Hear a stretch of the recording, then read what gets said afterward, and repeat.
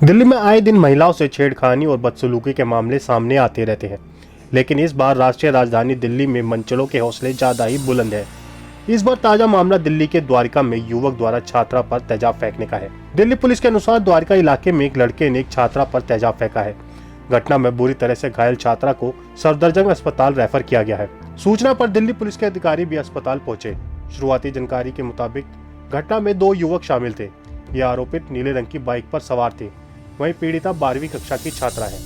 Delhi police के PCR पर सुबह करीब 9 बजे मोहन गार्डन पुलिस स्टेशन इलाके में एक लड़की पर तेजाब फेंकने की घटना के संबंध में कॉल आई, जिसको लेकर द्वारका के डीसीपी एम हर्षवर्धन ने घटना की जानकारी देते हुए कहा कि द्वारका के मोहन गार्डन पुलिस स्टेशन में सूचना मिली कि 17 साल की लड़की पर एसिड जैसे किसी पदार्थ से बाइक सवार 2 लड़कों ने अटैक किया है।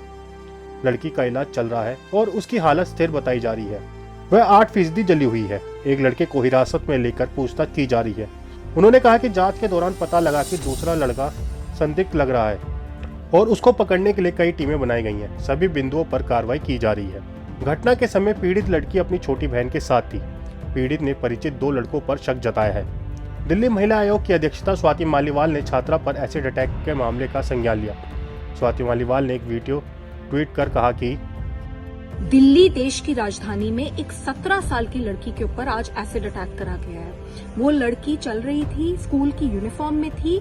2 आदमी बाइक पे आते हैं और उस लड़की के ऊपर एसिड फेंक के चले जाते हैं। हम दिल्ली पुलिस को नोटिस इशू कर रहे हैं, इन दोनों को तुरंत अरेस्ट किया जाए और सख्त से सख्त सजा दिलाई जाए। लड़की और लड़की के परिवार की जो भी संभव मदद है हम करने की कोशिश कर रहे हैं। पर एक बहुत बड़ा सवाल उठता है, दिल्ली महिला आयोग पिछले कई सालों से बार बार रिकमेंडेशन दे रहा है, नोटिस इशू कर रहे हैं, समन्स इशू कर रहे हैं कि कब रिटेल सेल ऑफ एसिड को बैन करोगे।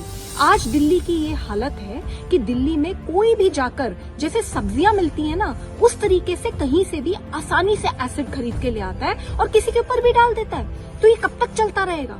क्यों सरकारें सो रही हैं और क्यों वो इसके ऊपर निर्णय नहीं लेती कि रिटेल सेल ऑफ एसिड को पूरी तरीके से बैन किया जाए?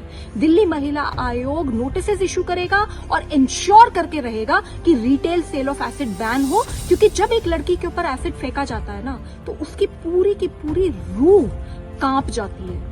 इतनी बुरी तरीके से उसको जख्मी करा जाता है और उसकी जिंदगी पूरी तरीके से बर्बाद कर दी जाती है। तो कुछ सरकारें क्योंकि वो सो रही हैं, वो retail sale of acid ban नहीं कर रही। इससे हम रुकेंगे नहीं। अगर कोर्ट तक जाना होगा तो दिल्ली महिला आयोग कोर्ट जाएगा और रिटेल सेल ऑफ एसिड को बैन करा के रहेगा। साथ ही दिल्ली के मुख्यमंत्री अरविंद केजरीवाल ने इस मामले में संज्ञान लेते हुए ट्वीट किया कि यह बिल्कुल बर्दाश्त नहीं किया जा सकता। अपराधियों की इतनी हिम्मत आखिर कैसे हो गई? अपराधियों को सख्त से सख्त सजा मिलनी चाहिए। दिल्ली में हर बेटी की सुरक्षा हमारे लिए महत्वपूर्ण है। जैसा कि स्वाति मालीवाल ने अपने ट्वीट में कहा कि दिल्ली महिला आयोग सालों से देश में तेजाब बैन करने की लड़ाई लड़ रही है, लेकिन सुप्रीम कोर्ट द्वारा तेजाब बैन तो नहीं, बल्कि उसको बेचने के लिए कुछ नियम बनाए गए हैं। खरीदार द्वारा व्यक्ति के पते के साथ सरकार द्वारा जारी फोटो आईडी दिखाने और एसिड खरीदने का कारण बताने के बाद ही उन्हें एसिड बेचना चाहिए। उन्हें 15 दिन के भीतर जिले के उप विभागीय मजिस्ट्रेट को एसिड के अपने स्टॉक की घोषणा करनी होगी। उन्हें नाबालिग को तेजाब नहीं बेचना चाहिए। लेकिन इस तरह की घटनाएं इन नियमों के साथ साथ दिन दिहाड़े घटी इस घटना से पुलिस की कानून व्यवस्था पर भी सवाल खड़े हो रहे हैं। आप इस खबर के बारे में क्या सोचते हैं, हमें कमेंट सेक्शन में बताएं। साथ ही ब्रह्मास्त्र न्यूज़ को सब्सक्राइब और शेयर भी ज़रूर करें।